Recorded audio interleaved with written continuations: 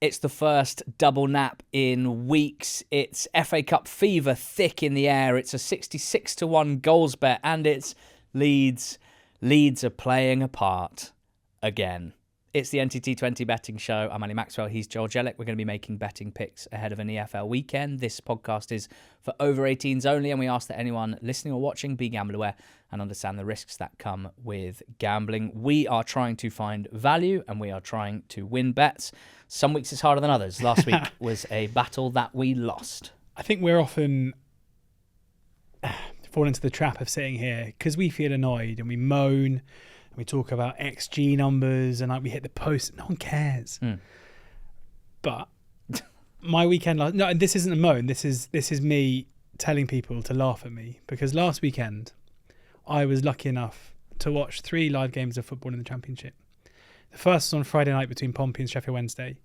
I backed Pompey, the home team, thinking they're a massive price. 1-0 up at half time. I watched Sheffield Wednesday come back and deservedly win the game 2-1. Fine, I can deal with that. My nap last week, Luton draw no bet away at Coventry. 12:30 kickoff. I'm live on BBC Radio 5 live at 1. I'm sitting in the office, game on TV, getting ready to go live on air. Luton undeservedly go 2-0 up in that game. I'm like, draw no bet, surely the worst that can happen here is money back. And I sit and watch the second half as Coventry score 3 and win the game 3-2. Sunday, I do a column every week for AK Bets, our lovely sponsors. I put up Finn Azaz to score any time at 9-2. Make sure you read this column if you don't already. Finn Azaz scores the third goal of a 3-1 first half Borough against Norwich. I also backed Borough draw no bet. I myself backed Finn Azaz first, last in any time. 12-1, 12-1, 6-1. Sorry, 9-2. The 9-2 is a winner. Azaz has scored the last goal when Borough are given a penalty. So I'm sitting on the sofa and I'm like, well, I want Azaz to win last goal scorer. Even though I'm on Borough draw no bet, like I want Azaz to win that. So when Conway misses the penalty, I get up off the sofa and I cheer and I get in. That's what I want. And I then sit and I watch Norwich score twice and draw the game 3-3. So I sat through 270 minutes plus added time of football and saw all 3 teams that I backed all go ahead in their games, and I got nothing back. Incredible. So there you go. That's how it's going at the moment. Yeah. Gills draw no bet was my nap. They conceded an injury time against Swindon to throw away a 1-0 lead against 10 men. Stockport took the lead against Lincoln, but lost 2-1. And Jordan Thomas at 13-2, my anytime goal scorer, had a lot of efforts against the very wobbly Harry Lewis. Harry Lewis chucked one in from Thomas's mate Ethan Archer, but not from Jordan Thomas himself. We very much go again. We join forces for a double nap, and it is cold in here. It's cold in here. It's winter nil winter. It's winter nil winter. It's back. It got unseasonably warm for a while, so we thought we better drop it. And it's still quite warm, but we couldn't ignore Leeds to win 2-0 at even money at home to Plymouth Argyle is both of our naps. It's a double nap. This is one of those prices that I think I just find it very hard to understand what's going on. And you and I shared lunch. Well, we had our own lunch each, but we had lunch together and we were trying to wrap our brains around how this has worked, because Leeds are 1-5 to win the game. However, they're 5-6 to keep a clean sheet. So what you're getting is basically even money about the win 2-0 when you combine those as a 2. This is despite the fact that Argyle have scored 1 goal away from home so far this season. And that is borne out in some absolutely horrendous underlying numbers on the road. For whatever reason, Plymouth Argyle at home park and Plymouth Argyle away from home park are different football teams, and that has spanned across their whole tenure in the Championship since they got promoted, where under Schumacher they were very poor away from home. Under Foster it got a bit better away from home, but they were very poor at home. And now under Rooney they haven't scored. No, they've scored 1 goal away from home, and that was in the 1-1 draw at QPR. Apart from that, they've lost 2-0 against Burnley, against West Brom, against Millwall, against Sheffield Wednesday, and against Cardiff. And the striking thing here is, unlike some other occasions where I would sit and I would say, like Swansea, for example, this weekend against my team Oxford, I quite wanted to find a way to get with Swansea, because even though they haven't scored in 5, they've created 6.4 XG in those games. Like, they're not playing particularly badly. It's just one of those weird streaks where things aren't going right. But I think it's kind of factored into the price. With Argyle, their total XG away from home this season is 2.7. They've scored 1 goal from those. But that is still by far the lowest XG of any team away from home this season in the league. And watching their game against Sheffield Wednesday on opening day, against Cardiff, where they were beaten 5-0, they are going into these games and they are failing to form any kind of attacking threat whatsoever. And that is against some of the okay, middling teams in the league. The difference is, and even the 1-1 draw against QPR, the XG in that game is 2.5, 0.15, right? So they were battered within that. And they are coming up against a Leeds side who are as good a defensive unit as I can remember seeing in the Championship. They're like they were last season. They just easily prevent good attacking sides from creating chances. They've conceded 5 goals at home this season. 3 of those were on opening day against Pompey in that really weird game. I just think it's so hard in my mind to work out why an Argyle team, who have really struggled to create anything of note against poorer sides than Leeds, much poorer defences than Leeds, would suddenly go to Ellen Road and be able to cause much threat. I'm so confident that if this doesn't win, it's because we are undone by either Leeds being wasteful in front of goal or Morgan Whittaker just sending one top left from 30 yards. I just struggle to, or a red card or something, or a keeper error. I just don't think, even if this gets beaten, I don't think the underlying numbers within the game will reflect this as being an even money shot. So yeah, I find if Leeds are 5-1 to win the game, them to win 2-0 being even money, hard to understand. Yeah, clearly I agree. And for me, it's the best home defence in the league against the worst away attack in the league. And that really appeals to me. The odds of even money leads to win 2-0 at home to Argyle. My next best is in the game that I'm most excited about in the Championship this weekend from a neutral's point of view. But I will have a side, it turns out. Coventry draw no bet at 5-2 at the Riverside against Middlesbrough on Saturday. These are two teams that have been discussed a lot on the Monday pod. Borough are a dozen games in, and their underlying numbers project them as the second or third best team in the league after Leeds. And that informs very skinny prices every single time they take to the field in the Championship. If you want to back Borough, if you want to get with Borough, you believe in Borough, unfortunately, you're only being served pretty lean meat this season. They have been odds on, or significantly shorter in some cases, for 8 of their 12 league games so far this season. They have won 3 of the 8 games for which they have been odds on or significantly shorter in the league this season. Coventry themselves have had a slow start, 12 points from 12 games. Their underlying numbers are not as strong as Borough's, but they are still massively underperforming their underlying numbers. Most XG tables or ratios that I can find would have Coventry in the 5th to 9th range at the moment, but they are down towards the relegation zone. Ben Griffiths, his expected points table for the Championship, suggests that the 3 most underperforming teams versus their expected points after 12 games are Luton, Middlesbrough, and Coventry. So 2 of them come head-to-head this weekend. Obviously, last week we had Luton against Coventry. Coventry coming back to win that one 3-2. I also love this game for the managerial battle. Michael Carrick and Mark Robins, they are the first and third longest serving managers in this division, which, given Michael Carrick has been in charge for 2 years and something like 4 days, is quite crazy that he would be the third most longest serving manager in the Championship, but he is. And it means, because Robbins has been there throughout Carrick's tenure, that he has managed more games against Mark Robbins in his managerial career than any other. 5 games, in fact. We've seen 5 games between these 2 teams managed by these 2 managers. And I would say that despite some high-profile departures in particular, Gjochen O'Hare for Coventry, and then on the Borough side, loads really, Archer and Akpom and players of that nature, Rogers, I still think, overall, the makeup of the teams, the way that they look to play, are fairly consistent. So I do think the results between these 2 teams in the 5 games they've played in the last 2 completed seasons are fairly significant. And they are 3 wins for Coventry and 2 draws. Now, all of these games have been very tight. You'll remember the playoff semi-final, 2 legs that they played, just the 1 goal separated them. Gus Harmer at the Riverside winning it for Coventry in the second leg after a 0-0. They had played on the last match day of that season, and they had drawn 1-1, with both of them kind of not wanting to show their hand, I think, a little bit too much ahead of the playoffs. So 1-1 was a pretty classic result in those circumstances.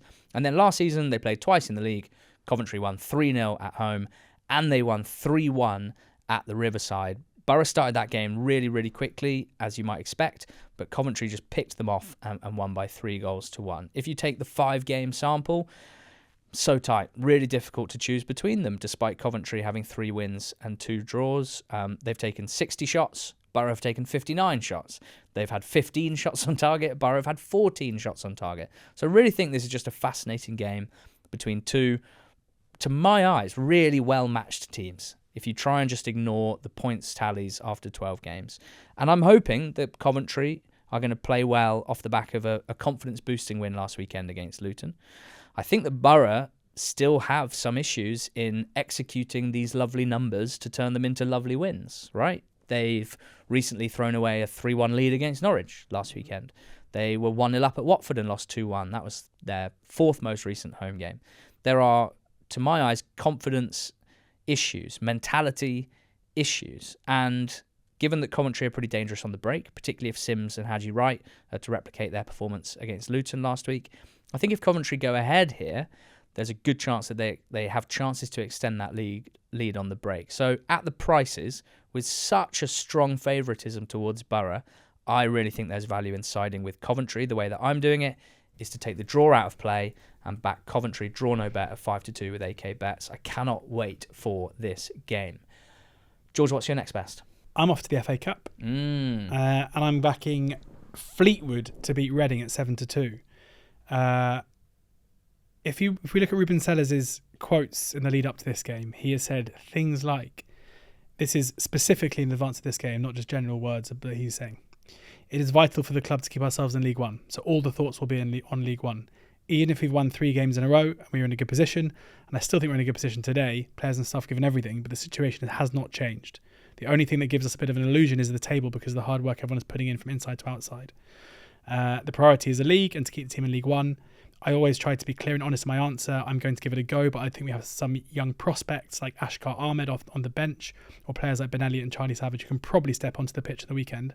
But we also need to be sensitive with players who played 4 games in 10 days. I don't want to put everything for them to make their 5th in a row and get some injury.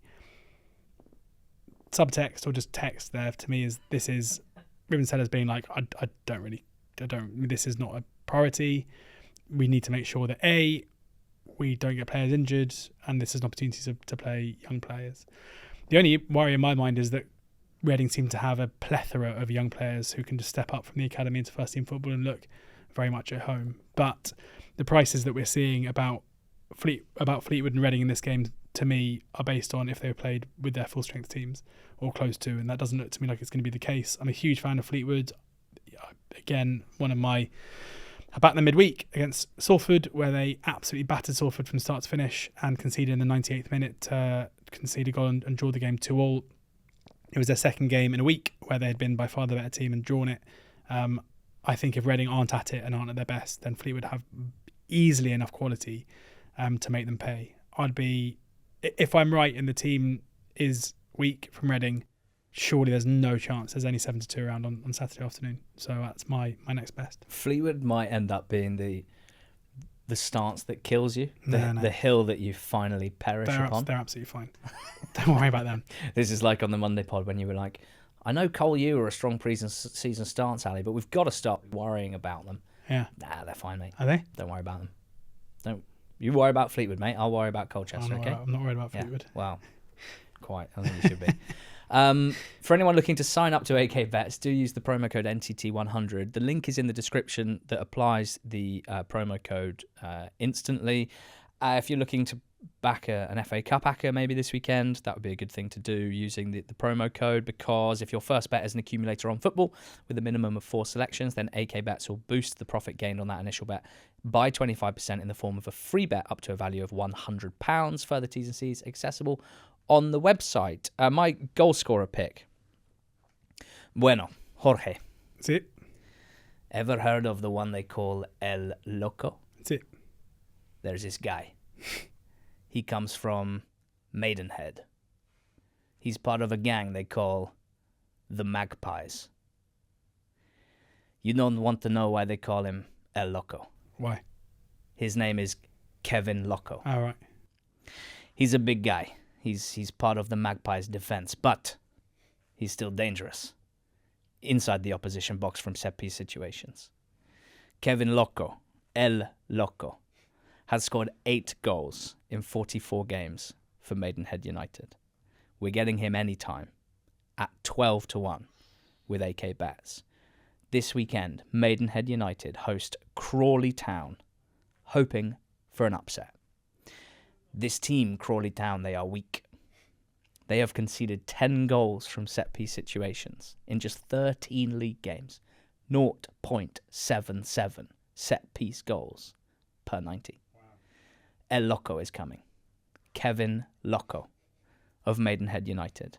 12-1 anytime with AK bets. You can find that on the special section of the football part of the AK bets website. Who's your goal scorer?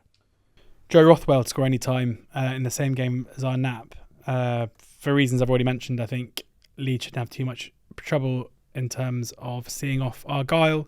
Rothwell is someone who has proven himself to be a goal threat in a decent side at Championship level. He scored 4 goals in his own spell at Southampton last season, where most of that came off the bench.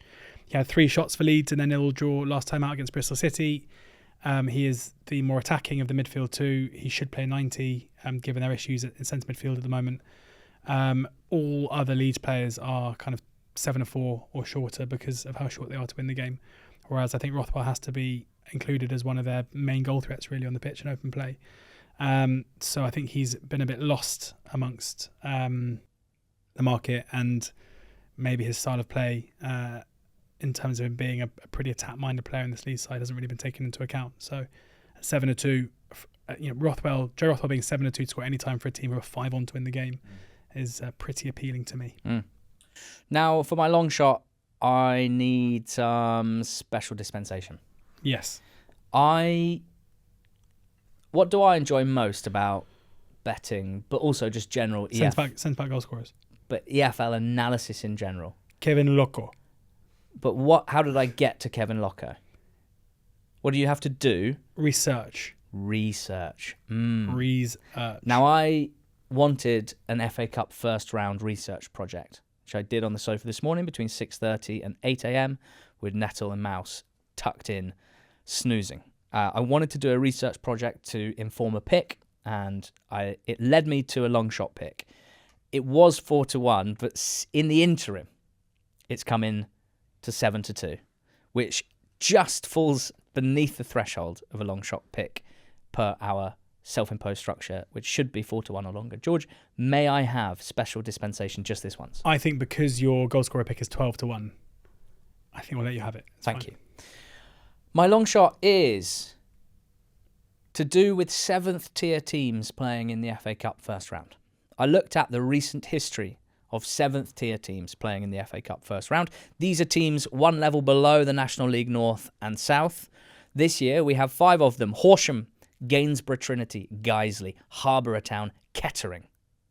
All of them away from home, which feels like an unfortunate quirk of the draw for these teams.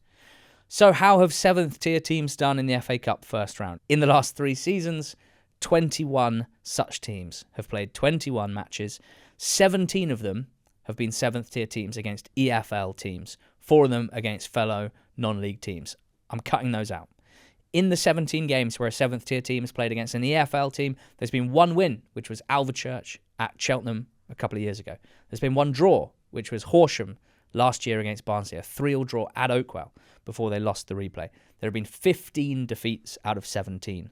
And within those 17 defeats, 5 of those teams have lost with the -3 handicap being covered, therefore by 4 goals or more.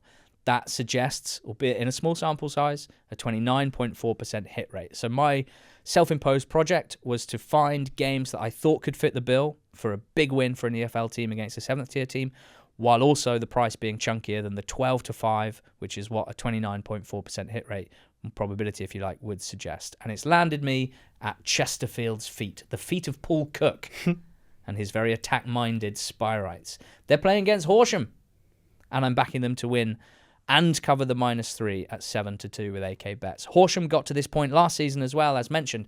They drew at Barnsley by 3-3. It was a crazy achievement and a crazy game. They then lost 3-0 in the replay. They then got through anyway because Barnsley got kicked out for an ineligible player, and then they lost 3-0 to Sutton. So Horsham, clearly an impressive side. They're just outside the playoff places in the Isthmian Premier. All 3 games they played last season in the FA Cup first round and second round, they conceded 3 goals, and in 2 of them, they didn't score. I'm going to bet Chesterfield -3 against them. Chesterfield are the top scorers in the EFL. They play a really, really attacking style. One of the most aggressive attacking teams I can remember watching in League 2. They've scored 5 goals in a league game twice already this season. They've scored 3 goals twice as well. Obviously, we need 4 for this to cop, at least 4, which feels like a lot. But I think with Markanday, Colclough, Berry, Mandeville, Dobra competing for the 3 spots behind the striker, plus Paddy Madden and Will Grigg, excellent experienced finishers at this level. It just feels like a lot of attacking players that can punish a tiring open defence. I think Chesterfield are in confident nick. I'm backing them to cover the -3 at home to Horsham. 7-2 with AK bets. What's your long shot? My long shot is my goal scorer from last week. I remember. El Giza. Anwar El Ghazi. I think maybe I bit off more than I could chew by backing him to score away from home against a Carlos Corberan's baggy side. He had 1 shot from... I mean, it was a shot that suggested he'd also seen his goal scorer price because it was from basically the corner flag. And he came off after an hour. This is different. This is a home game where we saw them score 7 goals in a week. This is against a Norwich side who have George Long in goal, who I think is a massive weakness of theirs, regardless of his penalty save against Tommy Conway last weekend. He was definitely at fault for the first goal from Conway. They have Kenny McLean out, who's such an important player for them in midfield. He is suspended after his red card last weekend. Marcelino Nunez still out as well. So significant reasons to think that Norwich aren't at full strength. El Ghazi is still, in those 2 games we saw at home, was a constant goal threat, and I'm pretty sure we'll start off the left again. And at 9-2 is still a big enough price in a game where we should see Cardiff have much more of an attacking threat. Norwich have only kept 2 clean sheets all season. Their games are full of goals, so I'd be surprised if we didn't at least get a better run for our money than we got on Saturday. So Anwar El Ghazi, 9-2, anytime goal scorer is my long shot. Go on, Anwar. For our combo bet this week, it's a double. We're going for goals. In the last 2 years, there have been 80 first-round FA Cup games. 10 of them have gone over 5.5. 19 of them have gone over 4.5. Our task is to find the goalsy games in this year's FA Cup first round and provide a cup set of our own, because we're going to do half a point on the over 4.5 double, half a point on the over 5.5 double, going for the mega win. The over 4.5 double is 16-1. The over 5.5 double is 66-1, and they are available and built already on the specials part of the AK Bets football website. George, what's going goal crazy? Exeter against Barnet is what I'm going for here, as my over 4.5 and over 5.5 goals. And this is mainly due to Barnet's 16 games this season. No draws. So 11 wins and 5 defeats. 34 goals scored and 20 goals conceded. So 54 goals in their 16 games. This is also a team who are currently 3rd in the National League, who will absolutely fancy their chances of going to Exeter and causing an upset. And I think that's what you need in my mind in this kind of a game. You basically need an underdog who will go there with the mentality of trying to bloody the nose of their opponent, and that's what Barnet will do. Exeter's games haven't been particularly high scoring this season, but I just don't think it really matters. Like, you've got a team, if Barnet are true to form, who should cause them real issues at the back, and in a cup game environment, that should yield end-to-end results where Exeter shouldn't have too much trouble breaking down a Barnet side who've conceded 20 goals already in the National League. But similarly, with that attacking mindset, I'm sure Barnet will bring to Exeter, where, judging by the lack of draws as well, I'd be pretty surprised if they're a team that look to sit back on their lead too. So, vulnerable home team against a underdog where their games seem to be pretty crazy is the blueprint that I look for, and that's what I came up with. Yeah, and I'm going to add Newport against Peterborough to this one. Newport's home games this season averaged 3.29 goals. They both score and concede over 1.5 goals per game at home in the league this season. And Peterborough's games are, unsurprisingly perhaps, the highest scoring in the whole EFL this season in the league. 3.64 goals per game. They are both poor at defending, both notably poor at defending set pieces. If you look at the underlying set piece stats, Newport have faced the second most shots total in League 2. Peterborough have faced the fifth most shots total in League 1. These teams are open by design. They want to play open attacking football. They give up some defensive solidity in order to try and be good going forward, and they have both at times this season shown themselves to be very potent at the top of the pitch. Posh in particular, with that front four that they have, who when they click on their day can really, really hurt teams. I expect Newport to give this a go rather than try and grind one out. So let's see how we go. I'm hoping it could basically be carnage at Rodney Parade. Newport v Peterborough is my addition to the combo bet. It's a double with Exeter against Barnet. There's an over 4.5 goals double at 16-1. There's an over 5.5 goals double at 66-1 as we get inspired by a big old pint of FA Cup action that overflows. As we head towards the weekend, George, please recap your selections. Yeah, Leeds 2-0 at home to Argyle at even money with AK bets. Best price in the market. That is my nap. Fleetwood, again, best price with AK bets. They are going to Reading, 7-2. My next best, Joe Rothwell, 7-2. To score any time for Leeds against Argyle is my goal scorer. And then another goal scorer for my long shot, Anwar El Ghazi, 9-2 any time for Cardiff at home to Norwich City. I'm also on Leeds to win 0 at even money as my best bet of the weekend. Coventry draw no bet at Borough 5-2, my next best.